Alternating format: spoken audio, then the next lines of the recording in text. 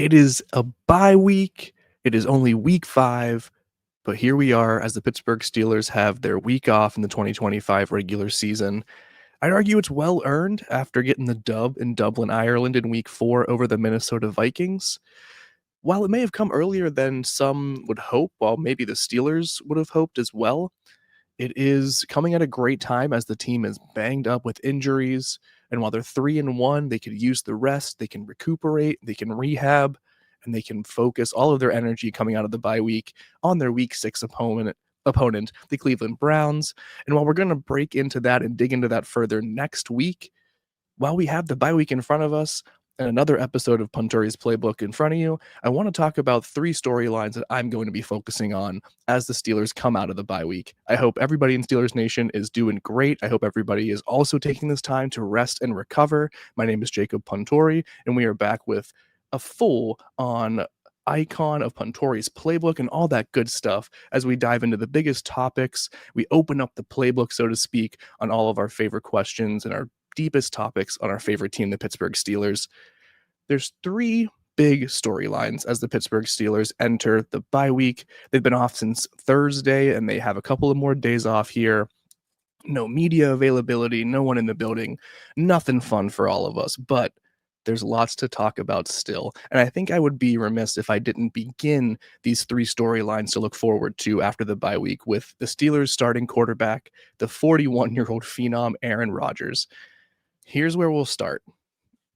The moment the Pittsburgh Steelers signed Aaron Rodgers, I think I was one of many who was in very so-so, who thought that this maybe wouldn't move the needle as much as maybe, my co-host Noah Strackbine floated the possibility of. I think I'll give credit to him. I think it was Noah who pretty immediately said that he could be in the MVP conversation, and I pushed back on it hard for a couple of months, but after seeing him in training camp, in preseason, after these first 4 weeks of the NFL season, how is Aaron Rodgers not in the MVP conversation? Let's talk about it a little bit. The 41-year-old got things going in a fantastic way, an explosive manner. He throws 4 touchdowns. He leads the Steelers to a 34-point victory, 34-32 victory over the New York Jets in week 1. What a start. A couple of staggering couple of weeks after that, but then things are progressing here as we are in week 5 in the bye week. Through the first 4 games, our boy Aaron Rodgers has collected 74 completions on 108 attempts. That is good for a completion percentage of 68.5%. And he's also racked up 786 passing yards with 8 touchdowns and 3 interceptions. Those 8 touchdowns that Rodgers has collected so far are tied for the 4th most in the NFL, heading into the week 5 games remaining to be played. He trails only Jared Goff of the Detroit Lions, Lamar Jackson of the Baltimore Ravens, and Matt Stafford of the Los Angeles Rams. Mr. Rodgers also boasts a passer rating of a 102.6, which is the 5th best among quarterbacks with at least 100 passing attempts through 4 to 5 weeks of the NFL season. Now, is Aaron Rodgers having the best statistical season of any quarterback so far?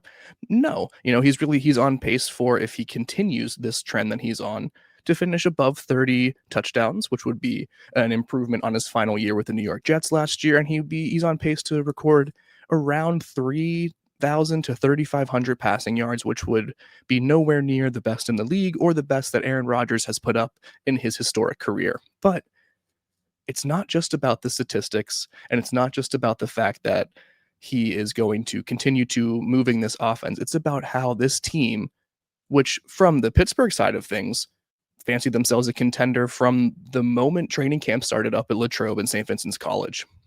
Across the NFL, that was not the picture. Through 4 games, the Steelers are now the class of the AFC North. They look like the best team.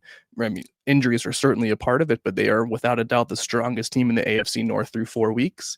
The offense is clicking. It's building. It's not fully there yet, but it's moving. And I think a huge part of that is due to Aaron Rodgers' presence and his ability to quickly gain chemistry and trust with his wide receivers. And we're seeing how the Steelers are improving because of it. So if that is not the makings of an MVP candidate, I don't know if he's going to be a finalist. I don't know if he's going to be a front runner, but he needs to remain in the conversation heading into these remaining 13 games for the Pittsburgh Steelers. Can he keep up this progress? Can he keep up this production?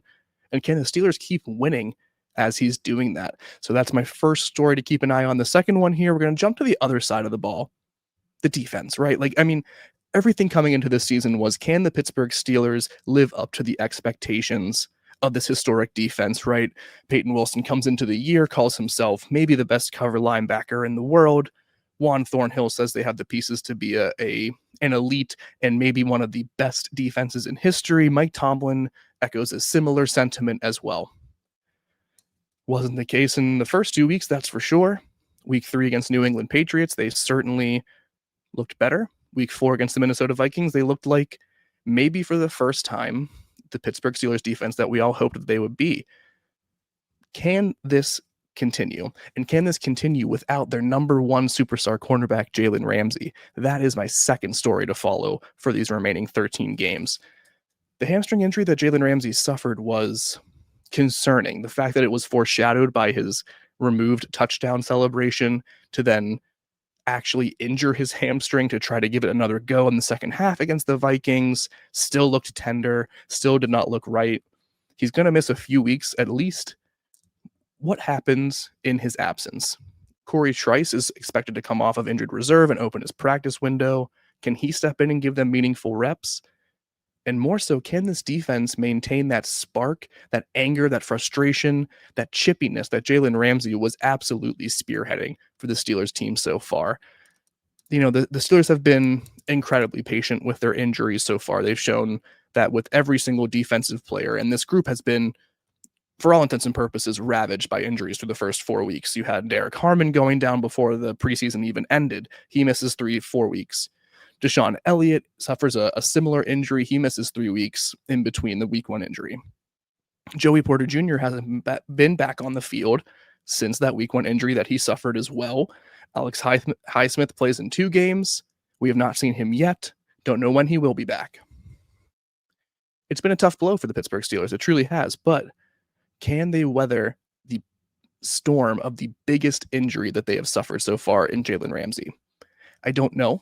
It's going to be quite a challenge. And along the way, they have to continue improving upon these marks that have been very mediocre. Their rushing defense, let's see here, the rushing defense is allowing 122 yards per game. That's the 19th best in the NFL. You could also say that that is the 13th worst in the NFL. They are allowing 24.5 points per game. That's 21st in the league. They are allowing 388.5 yards in total so far. That's the 4th most in the league through 4 weeks. And their 260 passing yards allowed per game is also the 4th most allowed in the NFL. Losing Jalen Ramsey is only going to hurt all of those things. How do they make up the difference? I think I have an idea. And this is my third and final storyline to watch for the remainder of the Pittsburgh Steelers season, the quote unquote second half. How far and how high will this ascent of Nick Herbig go?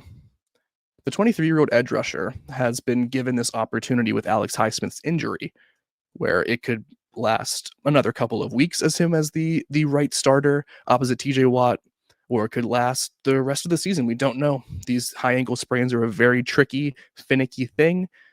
It's unclear how long Alex Highsmith will be sidelined for, and when he comes back, how effective he will be.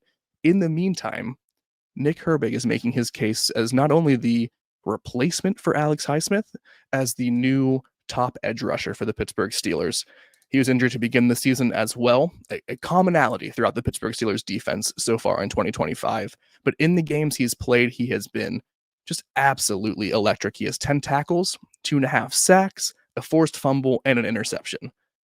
That's playmaking ball, and he's doing it by executing his athleticism over offensive tackles. His ability to get low and gain leverage that way is incredible. His ability to execute these classic rushing techniques, the dip and rip, the swim technique, it's all there on tape. He is making opposing tackles' lives a living hell. He is becoming the bane of opposing offenses' existence.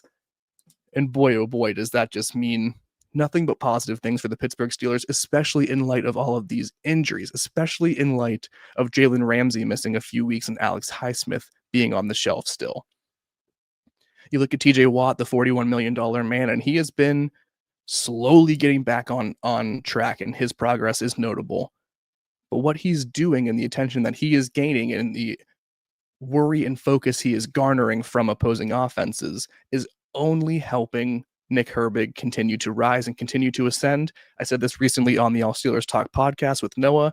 I would not be surprised if Nick Herbig finishes the season as the Steelers sack leader, and I would not be surprised if that number is several more than what TJ Watt finishes with. I am very, very high on this 23-year-old edge rusher. I think the sky is the limit for him, and I think the Pittsburgh Steelers have this wonderful opportunity that they can continue supplying reps. They can continue putting him in these situations and opportunities to show that he is a number one guy in that spot. And if he does so, it not only spells well for him, it mitigates the loss of Jalen Ramsey in the interim. It mitigates the loss of Alex Highsmith on a continued basis while he recovers. And it just is another notch on the belt of this Pittsburgh Steelers group that is trying to win a Super Bowl in 2025. Can they do it? I don't know. They have 13 games left in the regular season coming out of this bye week, beginning with a week 6 matchup against divisional rival the Cleveland Browns.